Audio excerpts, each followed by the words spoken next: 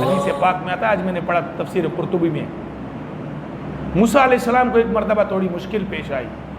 گھر کے کھانے پینے کے بارے میں، تھوڑے خیال آ گئے، اللہ کو یہ چیز ناپسند آئی، یہ تو میرا ذمہ ہے۔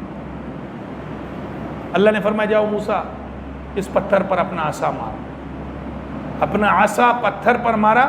پتھر دو ٹکڑے ہو کر کے عجیب چیز دیکھی، ایک اور پتھر ہے، پھر دوبارہ عصا مارا، دوسرا پتھر نکل آیا، پھر اور پریشان ہو گئے، تیسری مرتبہ عصا مارا، جب پتھر ٹوٹا تو اس کے بیچ میں سے اللہ نے ایک جانور جاندار نکالا جس کے منہ میں اللہ نے اس کی روزی رکھی تھی۔ اللہ رب العزت نے موسیٰ علیہ السلام کی آنکھوں اور کانوں سے حجاب کا پردہ ہٹایا اور اس کا کلام سنوایا۔ وہ جانور اور جاندار چھوٹا سا چونٹی یا جو بھی تھی وہ کہہ رہی تھی اللہ ربی یسمع کلامی ولا ینسانی ربی، میرا رب میرے کلام کو بھی سنتا ہے، اللہ میرا رب ہے، یہ ذکر کر رہی تھی، اور اس نے مجھے یہاں ان پتھروں کے بیچ میں میری روزی سے مجھے محروم نہیں رکھا ہے۔ تو رزق اور روزی تو اللہ پاک نے اپنے ذمے لیا ہے میرے بھائی، ہمارا کام کیا ہے وہ ہم بھول گئے۔ دیکھو کوئی لوگ دکانوں پر جا کر اپنے رزق ڈھونڈتے ہیں، کوئی لوگ اپنی نوکریوں میں 8-10 گھنٹے نوکری کر کے رزق ڈھونڈتے ہیں،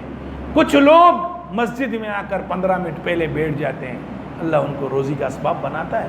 لیکن اس کا مطلب یہ نہیں آپ آسانی سے بیٹھ جائے ہاتھ پر ہاتھ رکھ کر صوفی صاحب کہ میرے کو اللہ روزی دے گا۔ اس طرح کوئی تھا ہمارے جیسا،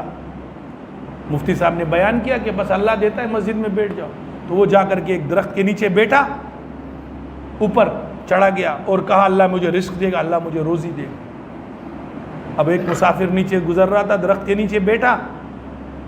کتابوں میں واقع لکھا ہے، سچا یا نہیں، بہرحال حدیث میں نہیں، تو اس نے کھانا کھایا اور کھانا کھا کر چل دیا۔ اس نے کہا اللہ روزی دیتا ہے، پہلا دن تو گزر گیا، ہو سکتا ہے اللہ دے۔ دوسرا دن نور خان آیا، اس نے کھانا کھایا نیچے، کھانا کھا کر پیٹ پٹھان آدمی تھا، بھوک لگی تھی، کھانا کھا کر یہ بھی کلٹی۔ تیسرے دن حامد نذیر آیا، نیچے کھانا کھایا، اس نے کہا یار پہلا دن گزرا، دوسرا دن گزرا، ابھی تو مر رہا ہوں، تو اوپر سے کہا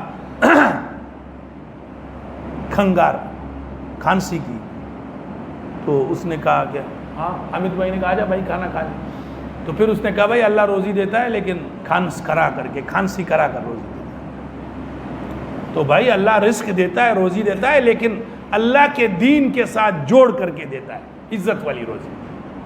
اللہ نے فرمایا اپنے کلام میں، علماء بیٹھے ہیں، یا ایھا الذین آمنوا لا تلھکم اموالکم ولا اولادکم عن ذکر اللہ، اے مسلمانوں تمہارے مال اور اولاد تمہیں اللہ کے ذکر سے غافل نہ کر دے، اللہ کے دین سے غافل نہ کر دے۔ غافل ہو گئے مال اور اولاد کی وجہ سے، وَمَن يَفْعَلْ ذَلِكَ، اللہ کا اٹل فیصلہ ہے، فَأُولَٰئِكَ هُمُ الْخَاسِرُونَ، ان لوگوں کا نقصان ہی نقصان ہے، یہ لوگ سکون کی زندگی نہیں گزار سکتے۔ سیدھی سی بات ہے،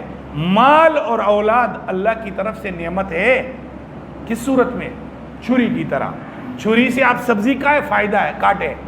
چھری سے آپ بکرا کاٹے فائدہ ہے، چھری سے آپ قربانی کی چیز کاٹے فائدہ ہے، لیکن چھری سے اگر آپ نے کسی انسان کا نقصان کر دیا،